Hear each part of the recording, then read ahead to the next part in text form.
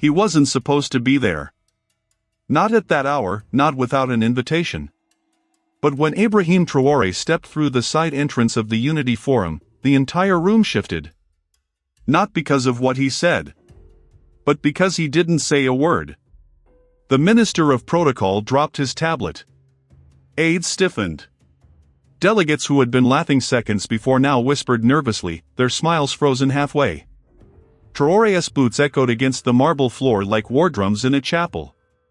No camera had captured his entrance, yet all eyes were already on him. Some recognized the uniform. Others recognized the silence that came with it. A silence that didn't ask for permission. At the far end of the conference hall, Nigerian President Tinubu sat surrounded by his usual orbit: bankers, envoys, diplomats, the press. All polished, all postured. All pretending not to see what was unfolding. A few hours earlier, the summit's official agenda was released: Future of West African Integration, One Voice, One Vision. The irony was thick. Behind closed doors, sanctions had been drafted. Military aid had been suspended. And rumors swirled that Burkina Faso would be isolated yet again. So when Traoré appeared, unannounced, the air changed. Delegates from Mali and Guinea exchanged glances. Senegal's observer leaned in to whisper, "He's not here to speak." The reply came quietly, "He's here to listen." And that's worse. Tinubu spotted him now. His lips curled, not in greeting, but recognition. The kind of recognition one reserves for a problem that won't go away. He didn't rise. He didn't nod. Instead, he tapped his glass with a silver pen and began speaking louder than before. "We must remember," Tinubu said, tone warm but sharp, "that unity does not come from uniforms or sudden declarations. It comes from history, from respect, and from proper processes." A few delegates nodded. Others didn't move. But Traoré remained by the wall, arms crossed. He made no move toward the stage. He needed none. His presence had already spoken. Beside him, Defense Minister Coulibaly stood like a shadow. The man whispered, "They're baiting you." Traoré didn't respond. His eyes were on the table, on the folders already laid out. And more importantly, on the empty chair labeled Burkina Faso. That chair hadn't been placed by accident. It had been positioned near the doors, far from the central circle where power gathered. A message. A reminder. But now the message was returned. Without a word, Traoré stepped forward, walked to the chair, and pulled it closer to the center. Not dramatically. Not loudly. Just enough that every minister in the room noticed. Gasps? No. But tension? Palpable. Tinubu cleared his throat, clearly annoyed.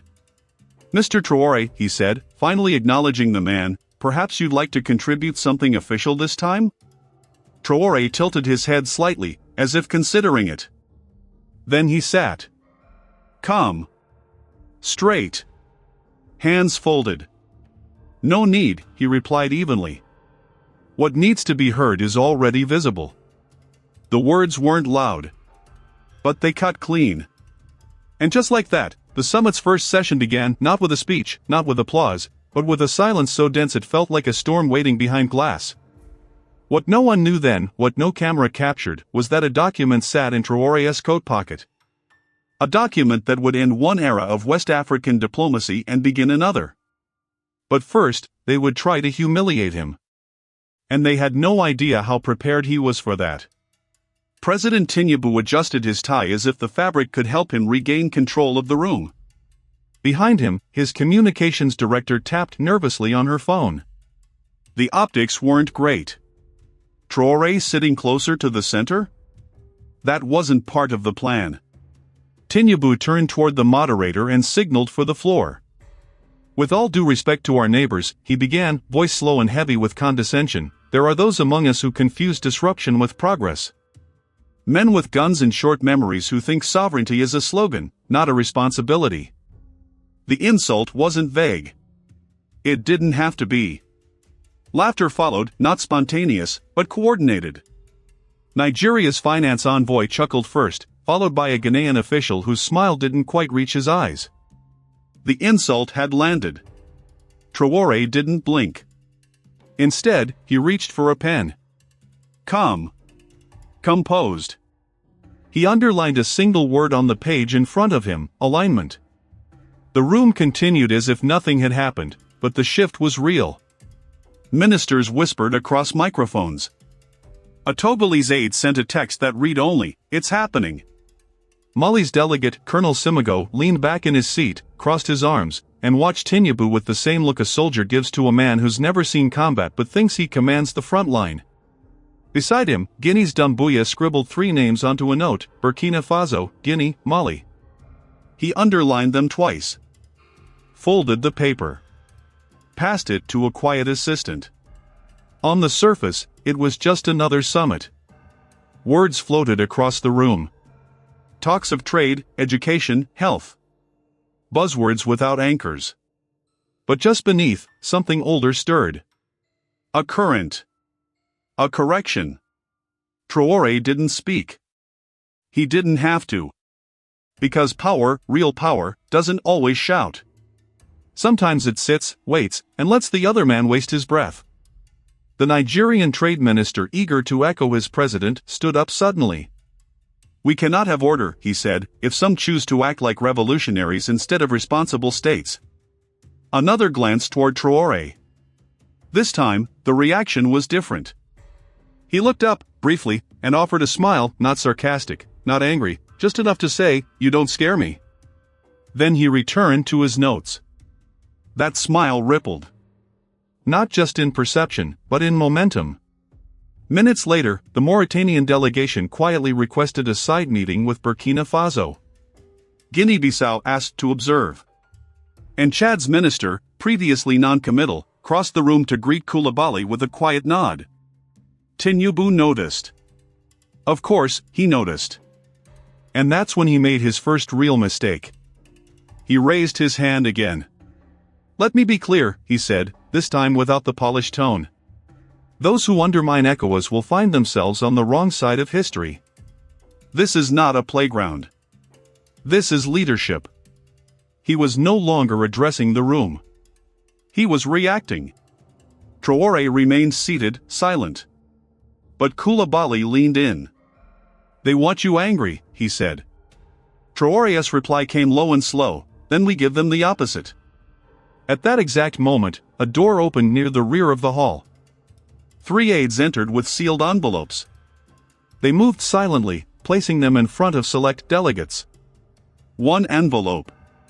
1 signature. 1 decision. The Nigerian chair didn't get one. Not because it was forgotten. Because it was no longer needed. This wasn't about responding to insult. It was about revealing who still believed in unity. And who just wanted control. The sound of paper being opened had never felt so loud. One by one, the selected delegates unfolded the contents of the sealed envelopes. Their eyes scanned lines they had only imagined in theory: a trilateral pact of trade, transit, and defense. Signed. Dated. Effective immediately. Burkina Faso. Guinea. Mali. And not a single clause mentioned ECOWAS. The Mauritanian ambassador froze mid-sip. The Senegalese diplomat quietly closed his laptop. Across the hall, Tinubu's economic envoy leaned forward, whispering furiously into his earpiece. Traoré remained seated. He didn't read his copy. He had memorized every word. Tinubu slammed his palm against the table, a crack that echoed against the gold-paneled walls. "This is illegal," he barked. "You can't bypass ECOWAS like this. You're destroying unity." But it wasn't anger that answered. It was the stillness that followed. And in that stillness, Guinea's president Doumbouya rose. "Unity isn't being destroyed," he said. "It's being redefined." Then Mali's Colonel Simigo stood. "We didn't come here to ask permission," he said. "We came to stop pretending we need it." That was the moment the summit split, not in chaos, but in clarity. Delegates began to shift chairs. Literally. Quietly. Tables moved. Conversations redrew invisible lines across the room. For years, ECOWAS had relied on predictability. Hierarchy. Nigeria at the top. Everyone else orbiting. Now, the orbit was collapsing. Journalists outside the chamber caught none of it. Cameras weren't allowed in this section. But phones were still buzzing. Someone had leaked the agreement. A reporter in Dakar tweeted. Breaking, Burkina Faso, Guinea, and Mali bypass ECOWAS in surprise joint agreement. Full autonomy. Zero French or Nigerian oversight. In less than 40 minutes, the headline reached over 3 million views. Inside the summit, Tinubu's fury gave way to something worse, silence. The kind of silence where nothing you say will reverse what just happened. He turned toward Traoré. This is treason, he said quietly. You will destabilize the region. Traoré finally looked up. His eyes locked on Tinubu's, not with anger, not with victory, but something deeper. I'm not destabilizing the region, he said. I'm waking it up. The room inhaled as one. Because the truth had finally been said aloud. And once truth is spoken without fear, it can't be unseen. From the outer corners of the room, new alliances began to bloom. Chad's representative slid his chair closer to Mali's. The Central African Republic asked for a closed-door meeting. Even Angola, only present as an observer, requested early access to the pact's details. Tinubu's response came in a whisper, "You'll regret this." But Traoré didn't respond. Because in that moment, he didn't have to be president. He didn't have to be soldier. He was something else, proof. Proof that unity without dignity is just a leash with a different name. And behind his silence was the weight of a continent tired of waiting for permission. While the summit's final speeches dragged on in the main hall, Ibrahim Traoré had already left. No announcement. No applause. Just one nod to his aide and a quiet exit through the rear corridor of the presidential suite level. Behind closed doors, in a smaller chamber reserved for press briefings, a different meeting had begun. One with no microphones. No flags.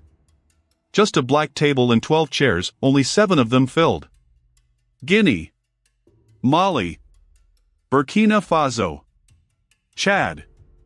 Guinea-Bissau. CAR. And one guest from South Sudan, silently observing. No ceremony. No formalities. Only strategy.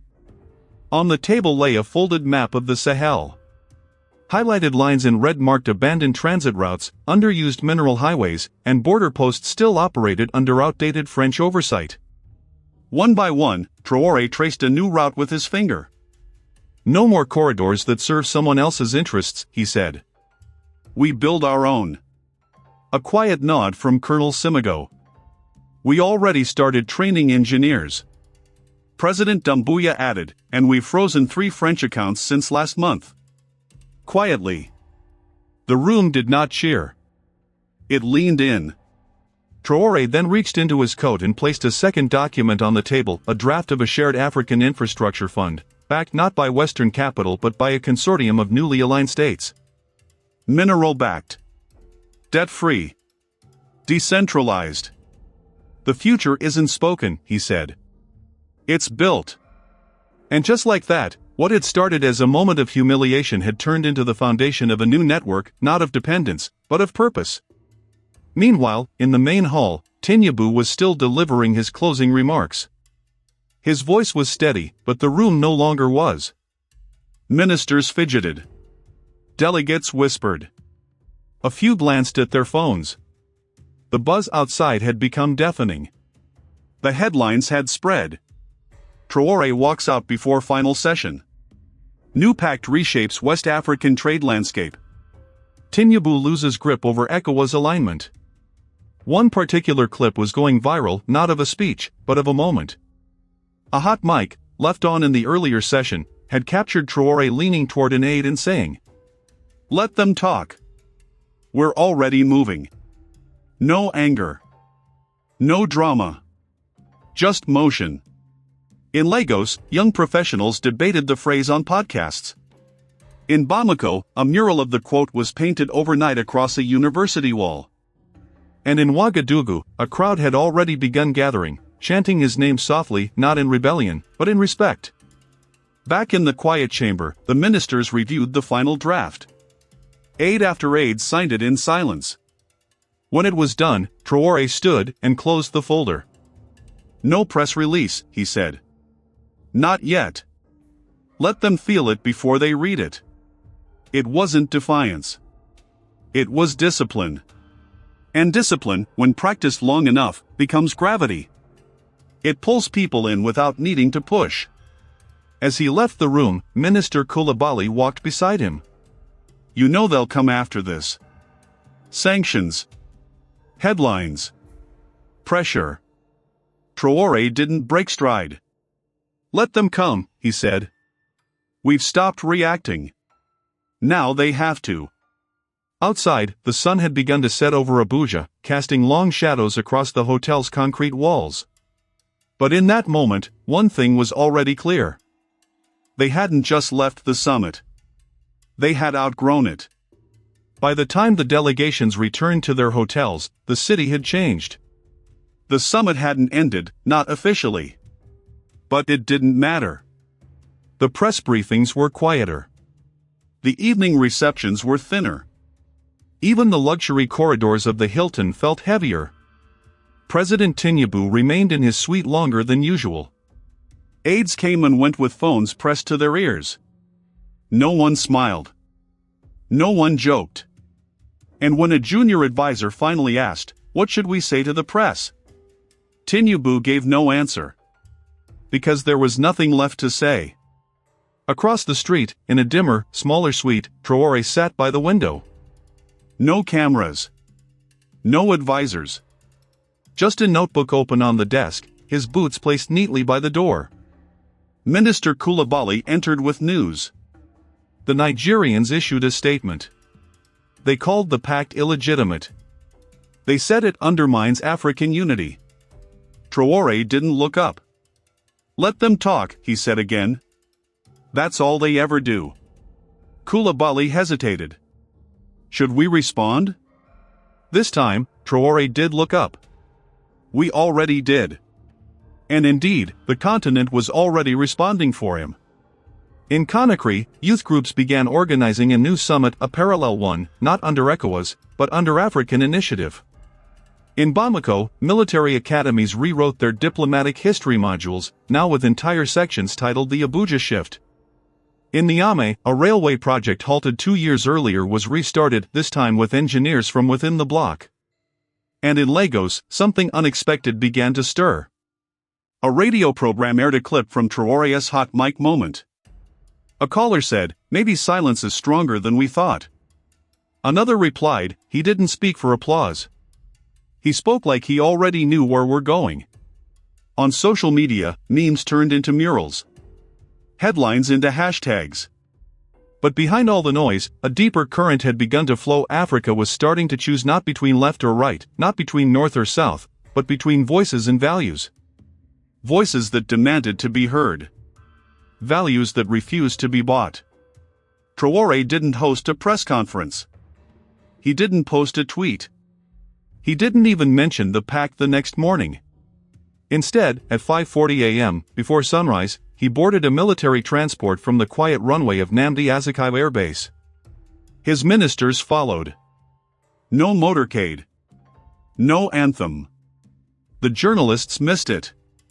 But one security guard at the gate, a Nigerian man named Idris, recognized him through the tinted glass.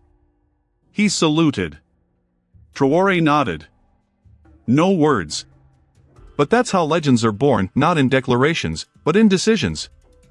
As the aircraft lifted through the Abuja fog, the continent below remained divided by lines drawn long ago. But in 1,000 homes, in quiet dorms and crowded markets, something had shifted. It wasn't the pact alone. It was the presence.